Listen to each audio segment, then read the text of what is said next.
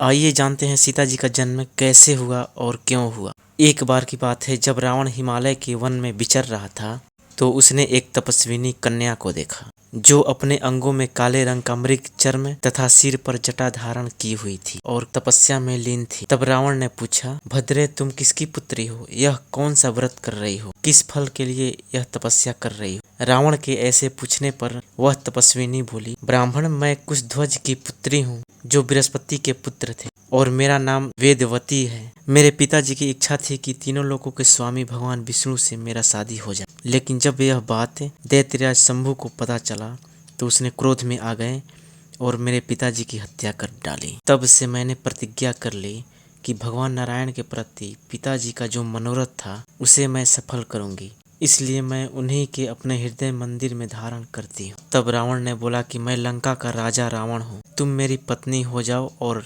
लंका में सुखपूर्वक रहो। लेकिन वेदवती ने साफ इनकार कर दी। वेदवती के इनकार करने के बाद रावण क्रोध में आकर उस कन्या के केस पकड़ लिए।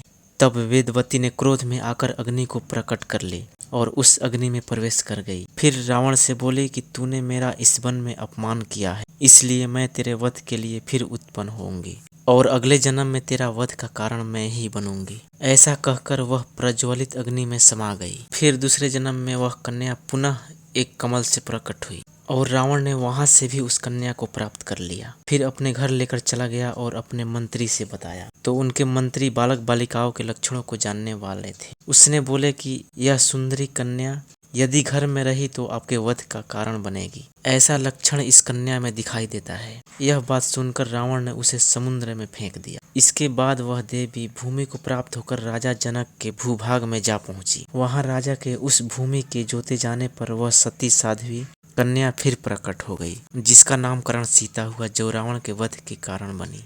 हल जोतने से भूमि पर बनी हुई रेखा से उत्पन्न होने के कारण इनका नाम सीता पड़ा। यह वेदवती पहले सतयुग में प्रकट हुई थी। फिर त्रेता युग आने पर रावण के वध के लिए राजा जनक के कुल में सीता के रूप में प्रकट हुई थी।